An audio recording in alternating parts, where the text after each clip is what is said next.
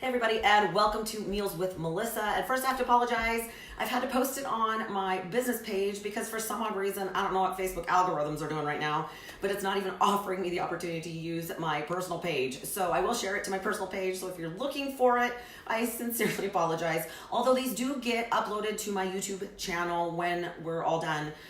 Eventually I'll get all the recipes and everything on there as well. So I've got a great recipe. You know, it's so funny because hummus, wow, what a great option when you're trying to live a healthy lifestyle. But the downside is most of us are purchasing the commercialized versions of it. And unfortunately, they're not the freshest option, but the other downside is they probably contain some additives and preservatives to extend the freshness of the product itself. And so thereby might not be getting some things that you really want in your hummus. And you guys, this is so easy. Like it's easy. Plus you can make a big batch, you can put it in your fridge and eat on it for an entire week. So it doesn't necessarily have to be something that you do on a daily basis. You could just make it while you're prepping the rest of your food. So we're gonna get started super easy. So today I have my little mini food processor, and actually I'm gonna have my son turn the camera just slightly so that you can see what I'm doing over here.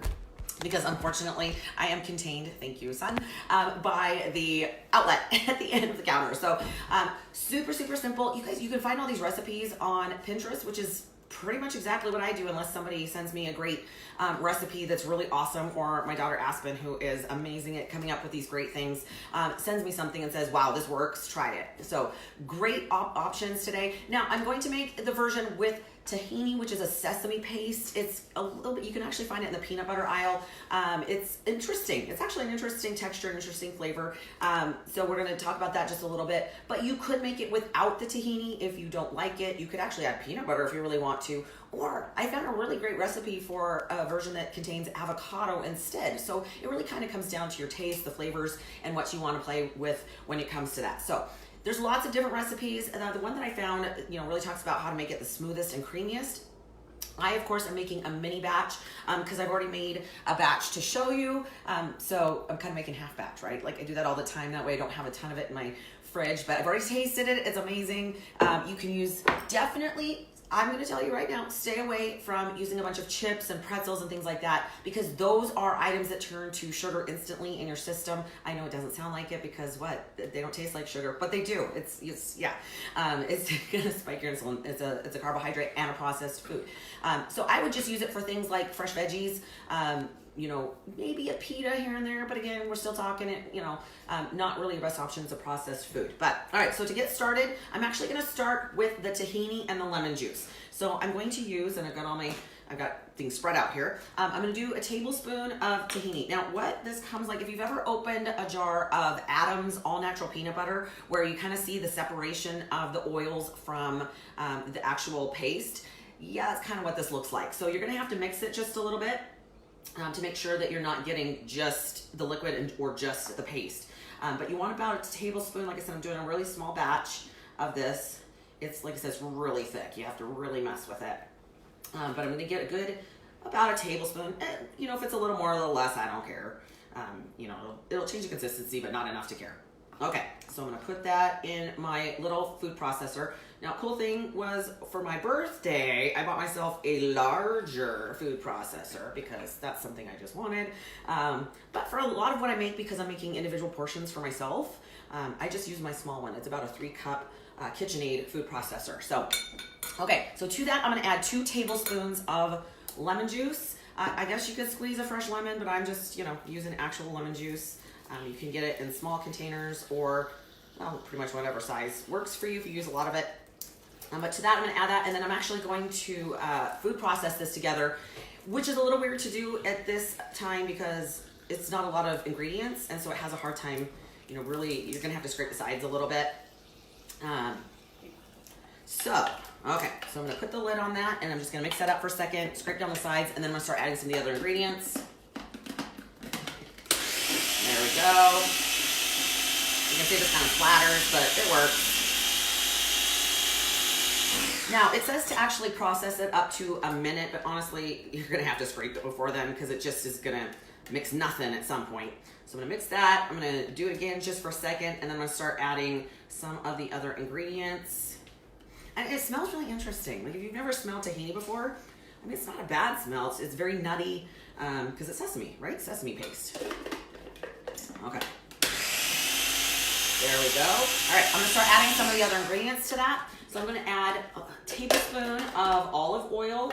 At my house, of course, we use extra virgin olive oil. We just want the least processed or cold pressed, because anything, you don't want to use vegetable oil, guys. I know I talk about this all the time, but vegetable oil is processed with chemicals, and it actually oxidizes in your system and can cause some major inflammation and damage, actually to your DNA. So I would stay away from it. It really bothers me. I see the commercials that says it's heart healthy, and like, I swear at the TV, I'm so mad at that point, because I'm like, that is actually BS. But so I'm gonna add a tablespoon of olive oil. I'm gonna use some, I love garlic. So most hummus contains garlic. If you're going on a date, maybe not your best option, or just make sure that the other person eats some as well. But I'm gonna use a half a teaspoon. So this is already minced. If you're using fresh whole garlic, you're gonna actually use a full clove. Break it down and mince that yourself. But I personally, it's not that I'm lazy, I just don't like complicated, right? That's why you're gonna tell that none of my recipes are more than 5 or 6 ingredients, because I just won't make it. So I'm gonna add that garlic to that. I'm also going to, I'm just checking my recipe here. I'm gonna add a little bit of cumin, say it however you want, tomato. I'm just gonna add just a pinch of that. You can add some other spices towards the end if you choose to. Paprika, there's, salt and pepper, which we are going to add. But I'm gonna add a little bit of that cumin, and then I'm also going to add just a little bit of salt, which is actually back here. So I'm just gonna add just a pinch or a dash. You can actually taste it towards the end, and if you feel like you need to add some more salt to it to flavor it, you can do that. I'm just gonna add a little bit right now, and then I'm gonna process that again for about 30 seconds and get that to all mix up, right? I'm doing it in stages because it actually just blends better that way. Now, if you have made this before and something better works for you, by all means, do that. I just love the idea of using fresh ingredients because, first of all, I eat for nutrients. I don't just eat for calories. Yes, that you obviously need energy to function during the day, but I want to function optimally. At this point in my life, having been at the opposite end of the health spectrum and been very sick and obese and had some real sense of health issues, I'm at a point where I pretty much know what good is. And I think it's really important that you get to that point in your health journey where you find, getting from not so great to good and kind of having the basics down before you start to look at optimal, right? Because you can't jump to a player if you've never been on the football field before. So I'm at that point where I'm really eating for nutrients. I'm doing a lot of intuitive eating at this point in my life to make sure that my body feels good and I have energy and that I can do everything that I want. Because at 45, I know I'm not getting any younger, but I still want to act younger. Does that make any sense? I don't know. All right, I'm gonna keep mixing that. I did scrape down the sides, right? Now to this, I'm gonna add my garbanzo beans or chickpeas, also known as.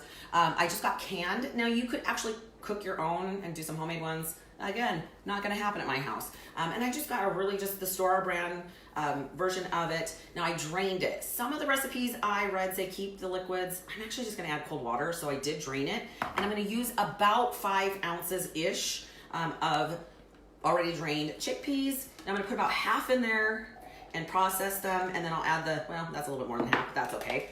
And process them, and then I'll add the other half and process them again.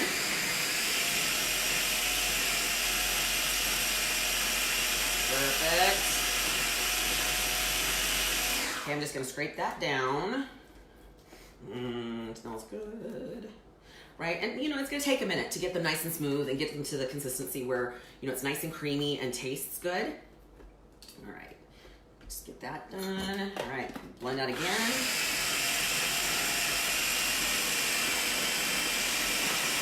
All right.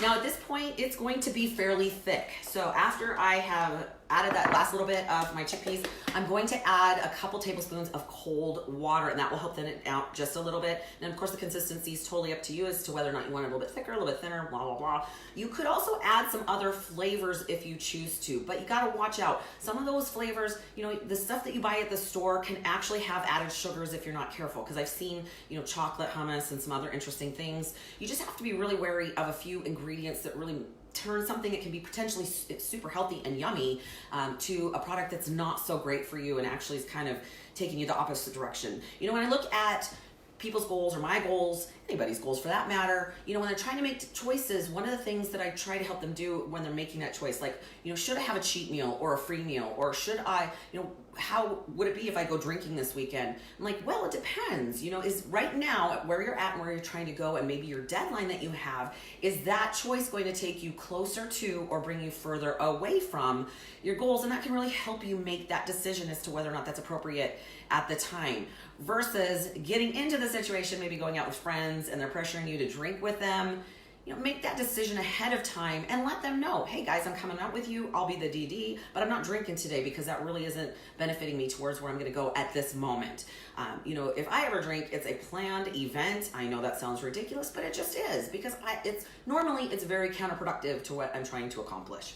All right, so I'm gonna finish this, and I've got some cold water ready to go.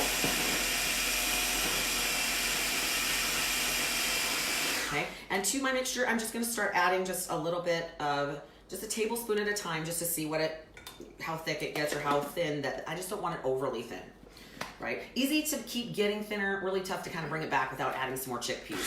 So I'm just gonna keep blending that and scraping down the sides until it's the consistency that I want.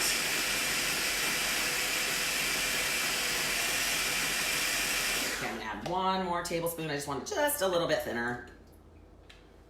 Okay. Now, again, the byproduct is just going to be super creamy. It smells so good. You could add, again, a little bit of paprika to the top, and you could drizzle it with a little bit of olive oil. If you put it into, so this nice little glass container has lids, and so I can seal this, put it in the fridge, and I can eat on it for an entire week. Scoop it out into my containers to take with me to work. It just makes it something that's easy, portable, and a great snack for when you're super hungry, right? So hopefully that helps. I will include this recipe down below, but again, most of these you can find on Pinterest with, you know, that are very, very similar. That might just be in different order, but I will put what I did today just so that you can kind of recreate what I do. Now, if you try it and it's something that you love, please let me know. Or even if it's like, nah, that was okay, but you know, I probably won't, you know, make that again. I'd love to know. It's really interesting to me who gets something out of this and who finds maybe even a different version or a different option that works better for them. So be sure to subscribe to my YouTube channel. All of these get posted to YouTube along with some other great videos, including my Q&A Wednesdays that help answer the questions that a lot of my clients and followers have in regards to their health and fitness goals. I'm also starting to include a series called Living Your Best Life, teaching you how to travel and how to incorporate your healthy lifestyle no matter what your process in life is right now. So have an incredible day, you guys, and until next week, that is Meals with Melissa. Have a great day.